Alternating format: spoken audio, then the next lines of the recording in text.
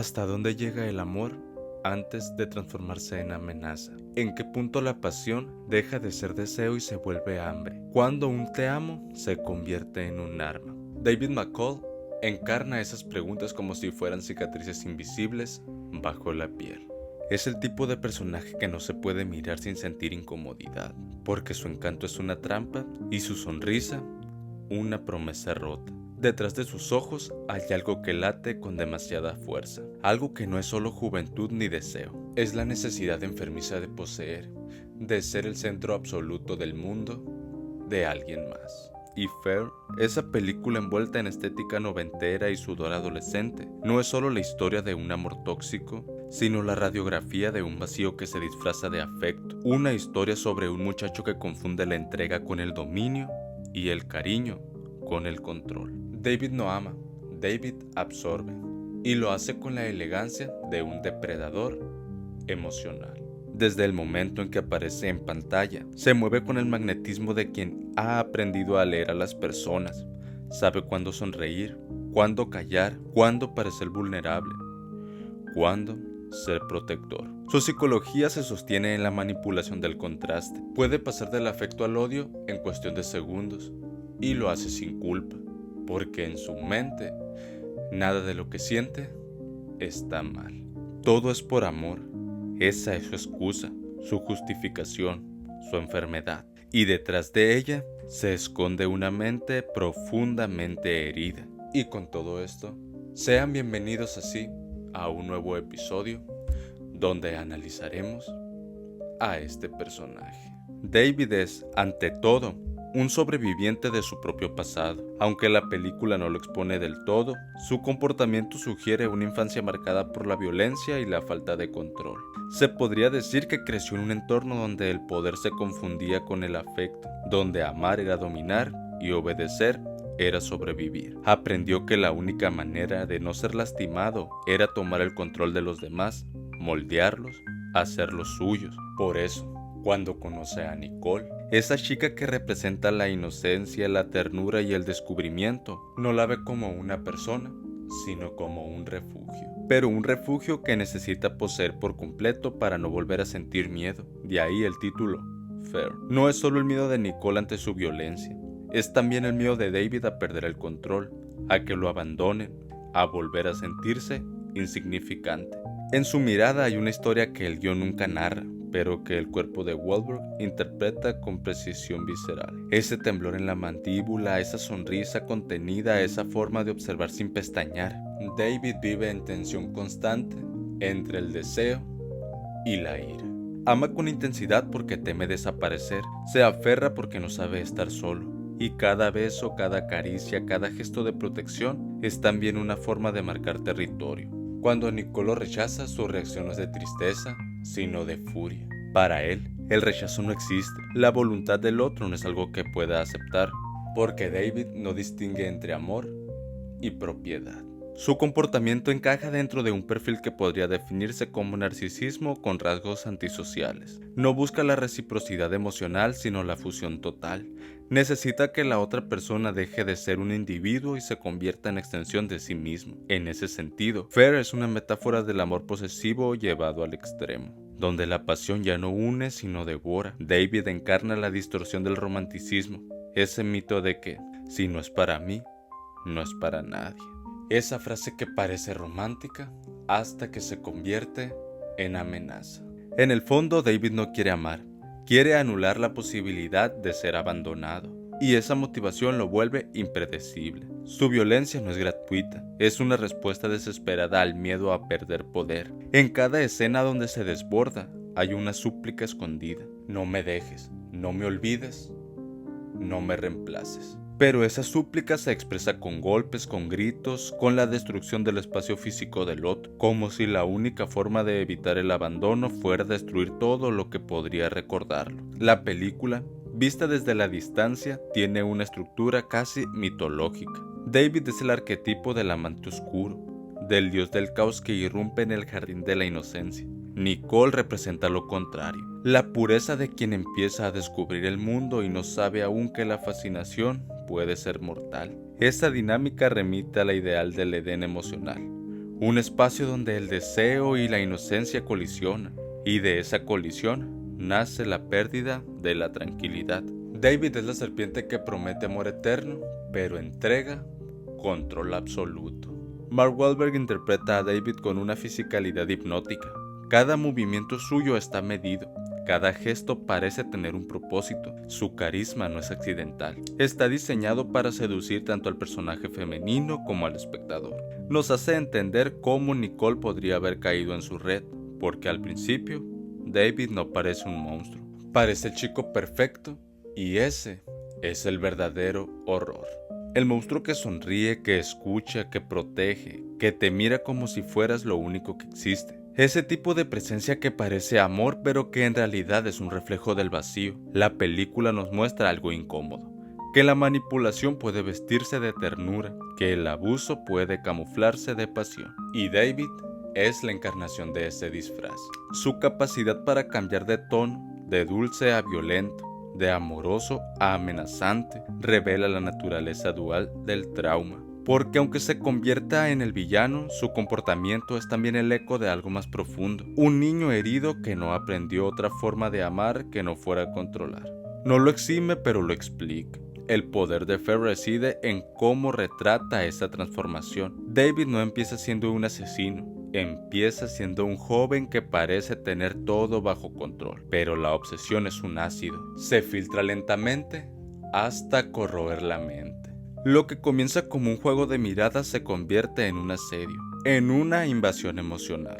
Su relación con Nicole evoluciona de la idealización al dominio, del dominio a la paranoia y de la paranoia a la destrucción. Cada paso está impulsado por su necesidad de validación.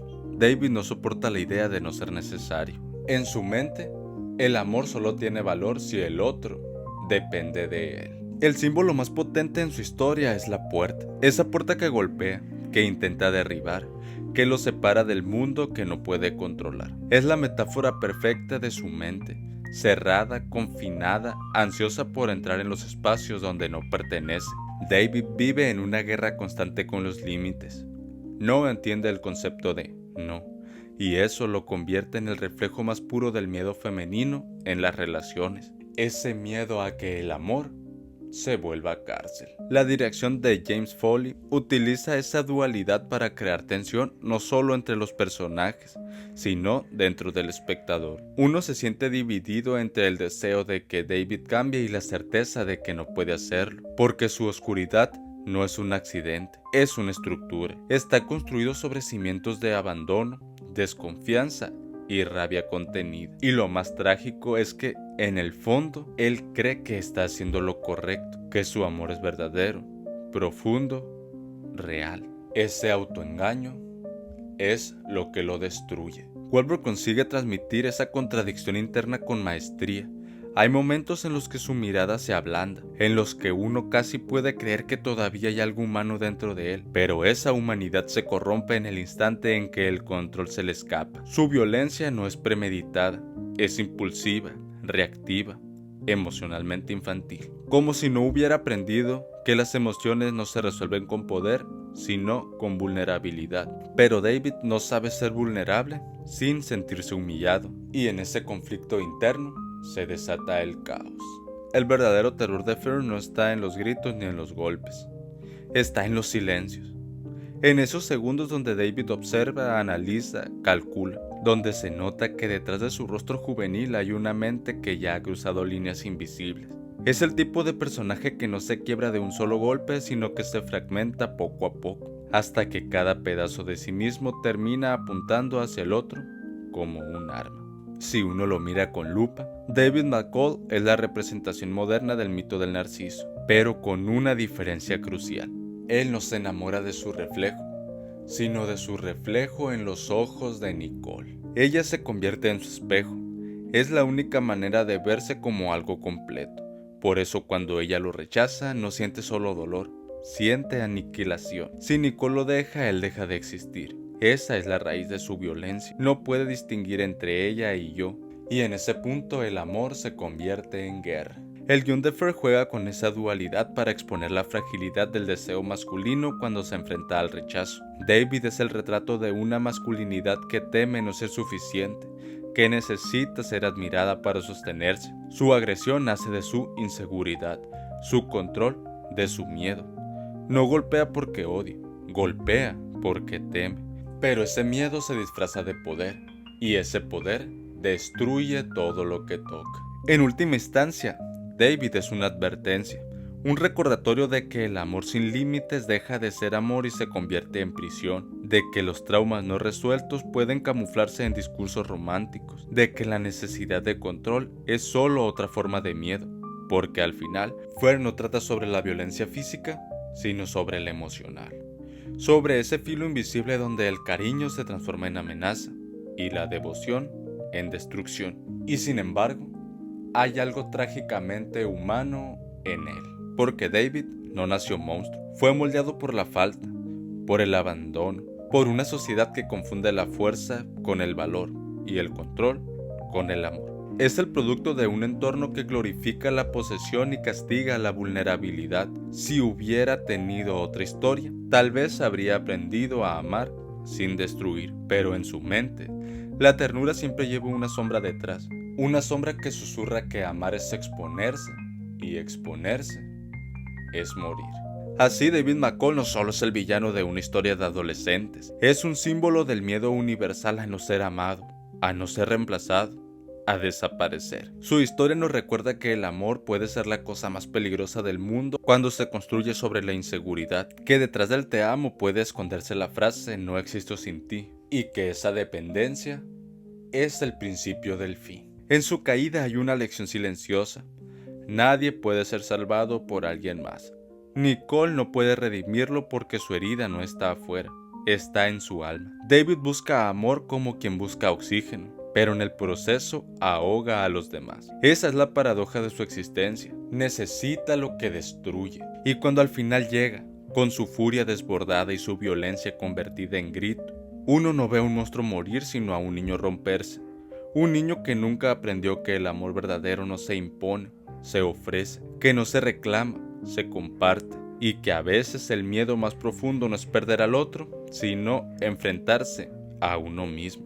David McCall es, en esencia, el reflejo del amor sin madurez, del deseo sin conciencia, del pasado que nunca se cura. Su historia es una advertencia, pero también un espejo, porque todos, en algún rincón, hemos sentido ese miedo a no ser suficiente, a no ser elegidos, a ser olvidados. La diferencia es que algunos aprenden a soltar y otros, como David, intentan poseer algo que no pueden retener. Y en ese intento desesperado, en esa búsqueda de control que termina en ruina, Fair se convierte en una tragedia moderna sobre lo que sucede cuando el amor deja de ser luz y se convierte en sombra. Si uno intenta diseccionar la mente de David McCall con frialdad quirúrgica, descubre un patrón complejo casi contradictorio, como si dentro de su alma convivieran dos fuerzas opuestas que nunca lograron reconciliarse.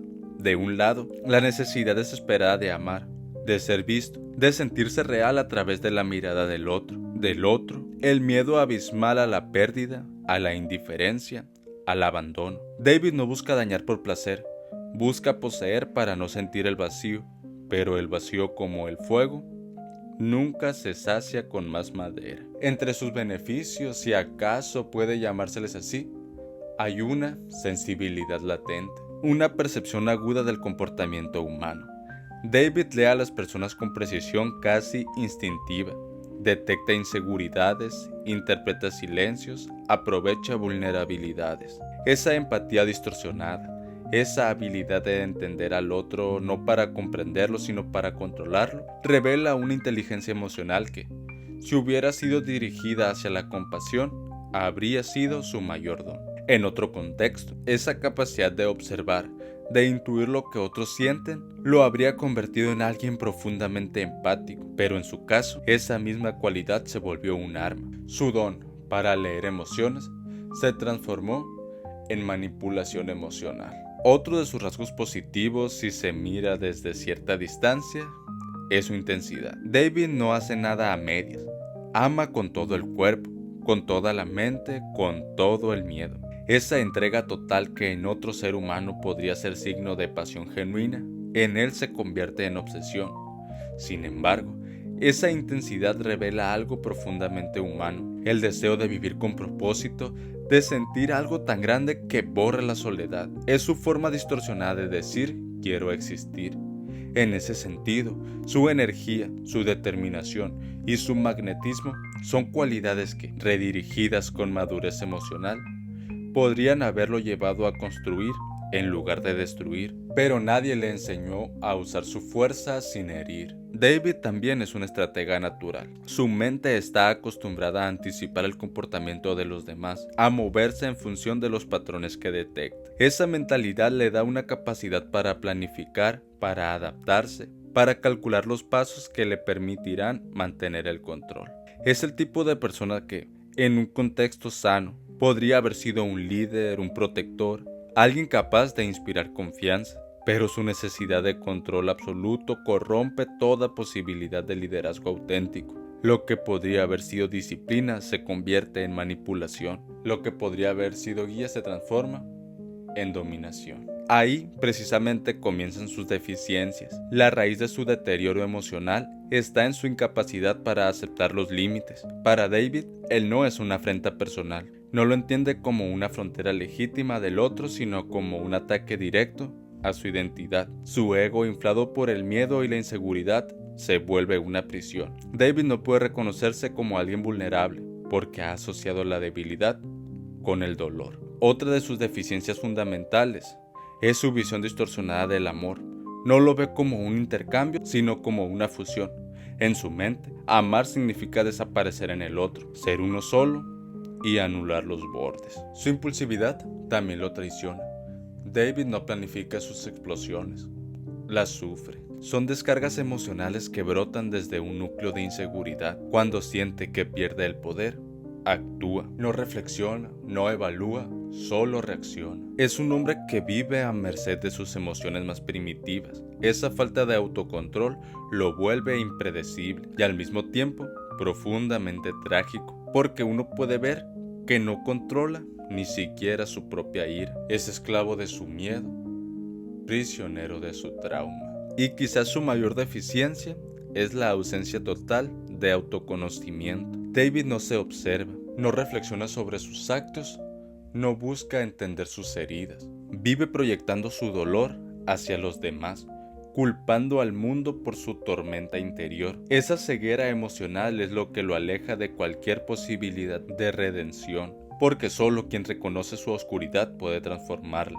David en cambio la niega y al negarla, la alimenta. Si uno observa su figura desde la distancia, David McCall es tanto un monstruo como una víctima. Es el resultado de una cadena de heridas no atendidas, de silencios heredados, de una sociedad que glorifica la dominación y castiga la vulnerabilidad. Su mayor tragedia no es lo que hizo, sino lo que nunca pudo comprender: que el amor no se fuerza, se cultiva, que el control no da seguridad, da soledad, que la entrega no se mide en poder, sino en presencia. Y ahí radica la paradoja que lo define. Cuanto más intenta aferrarse al amor, más lo destruye. Cuanto más busca no estar solo, más se queda sin nadie. David McCall no es solo un nombre, es un arquetipo, el del hombre que confunde la intensidad con la verdad, el deseo con la devoción, el miedo con la pasión. Su historia es una advertencia lírica sobre los abismos que se abren cuando el corazón no ha aprendido a sanar